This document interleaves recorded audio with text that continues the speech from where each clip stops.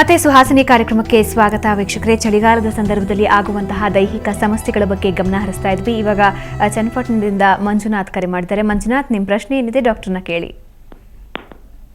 ಮಂಜುನಾಥ್, ನನ್ನ ಧ್ವನಿ ಕೇಳ್ತಿದ್ಯಾ? ಕೇಳಿಸಿದೆ madam. Doctor ಜೊತೆ ಮಾತಾಡಿ. Okay madam. ಹಲೋ ಹಲೋ, ತಿಳಿಸಿ ಮಂಜುನಾಥ್ ಅವರೇ. ಸರ್, ಅದೇ ನಮಗೆ ಮಗುಗೆ ಕಫ ಬರುತ್ತೆ. ಎಷ್ಟು ವಯಸ್ಸು? ಅವನಿಗೆ ಈಗ 1 ವರ್ಷ 7 ತಿಂಗಳು. ಅವನು ಕಫ ಬಂದಾಗ ಅದನ್ನ ನುಂಗ್ಕೊಂಡ್ಬಿಡ್ತಾನೆ. ಅದನ್ನ ಕರ್ಗ್ಸಕ್ಕೆ ಏನಾದ್ರು ಮನೆಯಿಂದ ಏನಾದ್ರು ಮದ್ದು ಏನಾದ್ರು ಮಾಡ್ಬೋದಾ? ಯಾವ ರೀತಿ ಇದು ಮಾಡ್ಬೋದು? Okay, fine. ಇಲ್ಲಿ ಏನಾಗುತ್ತೆ, ಕಫ ಅದು ಆಸ್ಕಲ್ಟೇಟ್ ಮಾಡಿ ನೋಡಿದಾಗ ಗೊತ್ತಾಗುತ್ತೆ ಲಂಗ್ಸಲ್ಲಿ ಎಷ್ಟು ಸೇರ್ಕೊಂಡಿದೆ ಅಂತ. ಸ್ಟೆಥೋಸ್ಕೋಪಲ್ಲಿ ನೋಡಬೇಕಾಗತ್ತೆ ಒಂದು. ಅದಾದ ನಂತರ ನೀವು ಮನೆ ಮದ್ದರ ಮಾಡ್ಕೋಬೋದು, ತೊಂದರೆ ಏನಿಲ್ಲ. ಅದಕ್ಕೆ ಒಂದು ಜ್ಯೇಷ್ಠ ಮಧು ಅಂತ ಸಿಗುತ್ತೆ. ಆ ಜ್ಯೇಷ್ಠ ಮಧು ಮೇಯ್ನಾಗಿ ಸ್ವಲ್ಪ ಕಫ ವಿಲೀನ ಮಾಡಿದೆ, ಸ್ವಲ್ಪ ಜೇನುತುಪ್ಪದಲ್ಲಿ ಬೆರೆಸ್ಕೊಡ್ಬೋದು ಜ್ಯೇಷ್ಠ ಮಧು ಪುಡಿನ ಒಂದು. ಆಮೇಲೆ ಆಗಲೇ ತಿಳಿಸಿರೋ ಪ್ರಕಾರ ಸ್ವಲ್ಪ ಎಳ್ಳೆಣ್ಣೆಗೆ ಸ್ವಲ್ಪ ಉಪ್ಪು ಹಾಕ್ಬಿಟ್ಟು ಸ್ವಲ್ಪ ಬಿಸಿ ಮಾಡಿ ಅದನ್ನು ಹಚ್ಚಬೇಕು. ಅದು ಈ ಮಕ್ಕಳಲ್ಲಿ ಇದು ಮಾಡಬೇಕಾದ್ರೆ ಸ್ವಲ್ಪ ಹುಷಾರಾಗಿರಬೇಕು. ಮತ್ತು ಅಲ್ಲಿರೋಂಥ ಯಾರೋ ತಜ್ಞ ಆಯುರ್ವೇದ ವೈದ್ಯರು ಇದ್ದ ಪಕ್ಷದಲ್ಲಿ ಒಂದ್ಸರಿ ಹೋಗಿ ಕೊಡಿಸಿದಾಗ ಟ್ರೀಟ್ಮೆಂಟ್ ಕೊಡಿಸಿ. ಯಾಕೆಂದರೆ ಎಲ್ಲ ಸಂದರ್ಭದಲ್ಲೂ ಮನೆ ಮದ್ದು ಆಗೋದಿಲ್ಲ. ಹೌದು, ಮನೆ ಮದ್ದು ಸಣ್ಣ ಪುಟ್ಟ ಸಮಸ್ಯೆಗಳಲ್ಲಿ ಮತ್ತು ಈಗ ತಾನೇ ಬಂದಿದೆ ಸಮಸ್ಯೆ ಅನ್ನೋ ಟೈಮಲ್ಲಿ ಮನೆ ಮದ್ದು ಚೆನ್ನಾಗಿ ಕೆಲಸ ಮಾಡುತ್ತೆ. ಸ್ವಲ್ಪ ದೀರ್ಘಕಾಲೀನವಾಯಿತು ಅಂದರೆ ಅಥವಾ ಸಮಸ್ಯೆ ಜಾಸ್ತಿ ಇತ್ತು ಅಂದರೆ ಸೂಕ್ತ ಸಲಹೆ ಮತ್ತು ತಜ್ಞ ವೈದ್ಯರ ಒಂದು ಒಪಿನಿಯನ್ ತೊಗೊಂಡು ಟ್ರೀಟ್ಮೆಂಟ್ ತೊಗೊಳ್ಳೋದು ತುಂಬ ಮುಖ್ಯ. ಓಕೆ, ಈಗ ಹಾಸನದಿಂದ ಶಿವಶಂಕರ್ ಕರೆ ಮಾಡಿದ್ದಾರೆ. ಶಿವಶಂಕರ್, ನಿಮ್ಮ ಪ್ರಶ್ನೆ ಏನಿದೆ ಡಾಕ್ಟರ್ನ ಕೇಳಿ. ಶಿವಶಂಕರ್, ಟಿವಿ ನೋಡ್ಕೊಂಡು ಮಾತಾಡಬೇಡಿ, ಕರೆ ಕಟ್ ಆಗುತ್ತೆ. ನೇರವಾಗಿ ಕರೆಯಲ್ಲಿ ಮಾತಾಡಿ. ಸರ್ ನಮಸ್ಕಾರ. ನಮಸ್ಕಾರ, ತಿಳಿಸಿ ಶಿವಶಂಕರ್ ಅವರೇ. ಸರ್, ಬೆಳಿಗ್ಗೆ ಮತ್ತು ಮಾರ್ನಿಂಗ್ ಮತ್ತು ಈವ್ನಿಂಗ್ ಒಳ್ಟು ಕಫ ಸಿಕ್ಕಾಕೊಳ್ಳಿ ಸರ್. ಏನ್ ಮಾಡಿದ್ರು ಈಚೆ ಬರಲ್ಲ, ಇಷ್ಟು ಕೆಮ್ಮಿದ್ರು. ಎಷ್ಟು ನಿಮಗೆ ವಯಸ್ಸೀಗ? ಈಗಾಗಲೇ ನನ್ಗಾಲೆ 50 ಸರ್. ಈಗ 50 ವರ್ಷ. ಯಾಕೆ ನಿಮ್ಮ ವಾಯ್ಸಲ್ಲೇ ನೋಡಿ ಅವ್ನು ಸುಮಾರು 70 ವರ್ಷದ ಕೇಳ್ತಾ ಇದೆ. ಹೌದು ಸರ್. 50 ವರ್ಷಕ್ಕೇನೆ. ಸೊ ಅದು ಕಾರಣ ಹೌದು. ಇದು ಏನಾಗುತ್ತೆ, ನಾವು 2-3 ಕಡೆ ಆಯುರ್ವೇದಿಕ್ ಔಷಧಿ ಎಲ್ಲ ತಗೊಂಡ್ವಿ. ಆದ್ರೂ ಏನೋ ಕಂಟ್ರೋಲ್ ಇಲ್ಲ. ಅದು ನಾವು ನವೆಂಬರ್ ಡಿಸೆಂಬರ್ ತುಂಬಾ ಚಳಿ ನಮ್ಗೆ ಇದು ಕೊರೆ. ಹೌದು, ಕೆಲವರಿಗೆ ಸೀಸನಲ್ ಪ್ರಾಬ್ಲಮ್ಸ್ ಇರುತ್ತೆ, ಸೀಸನಲ್ಲಿ ಜಾಸ್ತಿ ಕಾಣುತ್ತೆ. ಮತ್ತು ಈ ಆಸ್ತಮಾದಲ್ಲಿ ಅಟ್ಯಾಕ್ಸ್ ಜಾಸ್ತಿ ಇರುತ್ತೆ ಸಹಜವಾಗಿ. ಈ ಸ್ಟೇಟಸ್ ಆಸ್ತಮೆಟಿಕ್ ಅವೆಲ್ಲ ಸ್ವಲ್ಪ ಡೇಂಜರಸ್. ಇದು ಆದಷ್ಟು ಏನು ಮಾಡಬೇಕು ನೀವು ಅಂದರೆ ಸ್ವಲ್ಪ ಬಿಸಿನೀರನ್ನೇ ರೆಗ್ಯುಲರಾಗಿ ಬಳಸಬೇಕು. ಬಿಸಿನೀರು ಪಥ್ಯ ಇವ್ರಿಗೆ ತುಂಬ ಮುಖ್ಯ. ಮತ್ತು ಎಷ್ಟೋ ಸರಿ ಆಯುರ್ವೇದ ಟ್ರೀಟ್ಮೆಂಟ್ ತೊಗೊತಾ ಇದ್ದೀವಿ, ಆಯುರ್ವೇದ ಟ್ರೀಟ್ಮೆಂಟ್ ಅಲ್ಲಿ ತೊಗೊಂಡ್ವಿ ಇಲ್ಲಿ ತೊಗೊಂಡ್ವಿ ಅಂತ ಹೇಳ್ತಾರೆ ಜನ. ಸಹಜವಾಗಿ ಅವರು ಆಯುರ್ವೇದ ಓದಿರೋಂಥ ವೈದ್ಯರ ಹತ್ರ ಟ್ರೀಟ್ಮೆಂಟ್ ತೊಗೊತಾ ಇದ್ದಾರಾ ಅಥವಾ ಆಯುರ್ವೇದ ನಕಲಿ ವೈದ್ಯರ ಹತ್ರ ಟ್ರೀಟ್ಮೆಂಟ್ ತೊಗೊತಾ ಇದ್ದಾರಾ, ನಾಟಿ ವೈದ್ಯರ ಹತ್ರ ಟ್ರೀಟ್ಮೆಂಟ್ ತೊಗೊತಾ ಇರೋದು ಮುಖ್ಯ. ಯಾಕೆಂದರೆ ಎಲ್ಲವನ್ನೂ ನಾವು ಆಯುರ್ವೇದ ಅಂತ ಬ್ರ್ಯಾಂಡ್ ಮಾಡೋಕ್ಕಾಗಲ್ಲ.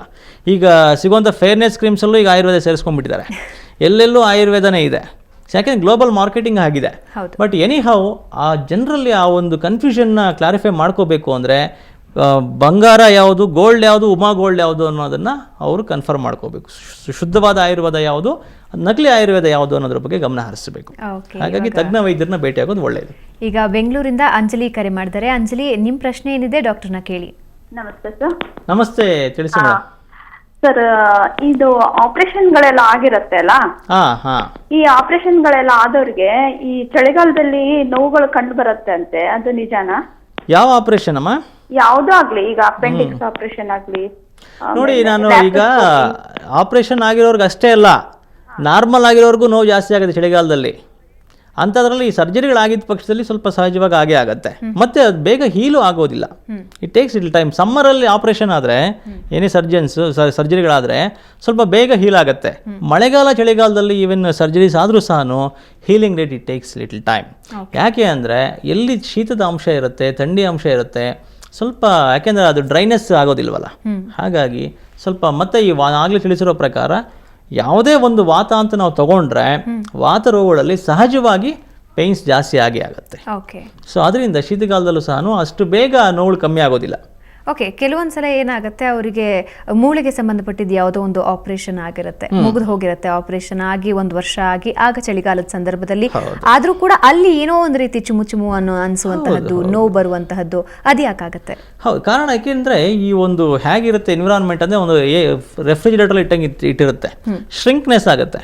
ವಾತ ಎಲ್ಲೆಲ್ಲಿ ಉಳಿದ್ರೆ ಕಾರ್ಷ್ಣೋಷ್ಣ ಕಾಮಿತ ಕಂಪಾನ ಅಂದ್ರೆ ಒಂದೊಂದೇ ಅದರ ಸಿಂಪ್ಟಮ್ಸ್ ತಿಳಿಸ್ತಾ ಬರ್ತಾರೆ. ಈ ಅದರದ್ದು ಮೇನ್ ಸ್ವಲ್ಪ ಶ್ರಿಂಕ್ ಆದಂಗೆ ಆಗುತ್ತೆ ಯಾವುದೇ ಆಗಲಿ.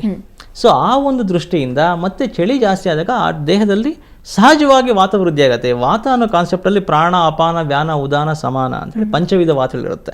ಅದರಲ್ಲೂ ಈ ವ್ಯಾನವಾತ ಅಂದರೆ ಕಂಪ್ಲೀಟ್ ನಮ್ಮ ದೇಹದ ನರ್ವಸ್ ಸಿಸ್ಟಮ್ಗೆ ಸಂಬಂಧಪಟ್ಟಿರುವಂಥದ್ದು. ಸೊ ಅದ್ರ ಗುಣನೇ ಜಾಸ್ತಿ. ತತರ್ರೂಕ್ಷೋ ಲಘು ಶೀತ ಕರಸೂಕ್ಷ್ಮಶ್ಚಲೋ ಅನಲಹ ಅಂತ. ರೂಕ್ಷವಾಗಿರುವಂಥದ್ದು, ಶೀತವಾಗಿರುವಂಥದ್ದು, ಇಂಥ ಒಂದು ಸಿಂಪ್ಟಮ್ಸ್ ಜಾಸ್ತಿ ಆಯಿತು ಅಂದರೆ ಆಟೋಮೆಟಿಕ್ ಆಗಿ ಪೇಯ್ನ್ಸ್ ಜಾಸ್ತಿ ಆಗುತ್ತೆ.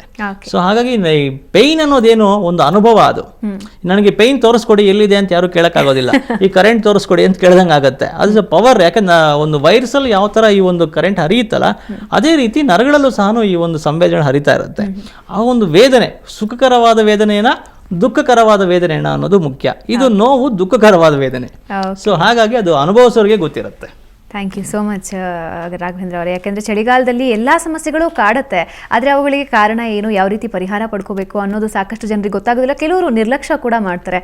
ಅದ್ರ ಬಗ್ಗೆ ಸಾಕಷ್ಟು ಮಾಹಿತಿ ತಿಳಿಸ್ಕೊಟ್ರಿ. ಧನ್ಯವಾದ. ನಮಸ್ಕಾರ. ಸೊ ವೀಕ್ಷಕರೇ, ನೋಡಿದ್ರಲ್ಲ, ಚಳಿಗಾಲ ಬಂತು ಅಂದ ತಕ್ಷಣ ನಿರ್ಲಕ್ಷ್ಯನೂ ಮಾಡಬೇಡಿ. ಹಾಗಂತ ಅತಿಯಾದ ಮುನ್ನೆಚ್ಚರಿಕೆಯನ್ನು ತಪ್ಪಾಗುತ್ತೆ. ಸರಿಯಾದಂತಹ ಆಹಾರ ವಿಹಾರ, ದೈಹಿಕ ಚಟುವಟಿಕೆ ಈ ಎಲ್ಲ ರೋಗಗಳಿಂದ ನಿಮ್ಮನ್ನ ಮುಕ್ತರನ್ನಾಗಿ ಇಡಬಹುದು. ಇದು ಇವತ್ತಿನ ಸುಹಾಸಿನಿ. ಕ್ಷಣ ಕ್ಷಣದ ಸುದ್ದಿಗಾಗಿ ನೋಡ್ತಾ ಇರಿ ಸುವರ್ಣ ಸುದ್ದಿವಾಹಿನಿ.